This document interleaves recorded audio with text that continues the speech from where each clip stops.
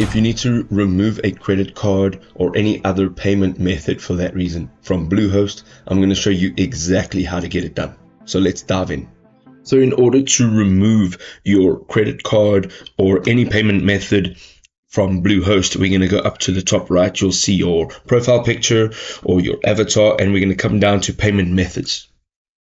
Now within payment methods, you'll see all of your available payment methods, and from here you will need to take one thing into consideration. So you cannot have no payment method on your account with an active account. So you'll need to add an additional payment method in, therefore having a primary method, and then you can delete your previous one. Now if this is not the way you want to go about this, you can go back to your home page, or you can use the question mark icon on the top right hand side, click on knowledge base, come all the way down, and you will see this contact us for Bluehost support.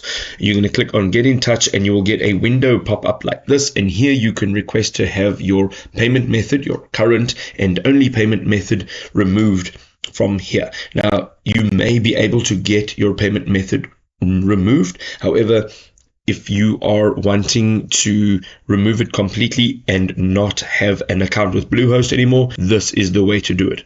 If you want to just change your payment method, you can use the previous steps in going over and changing your payment method and then removing your old one.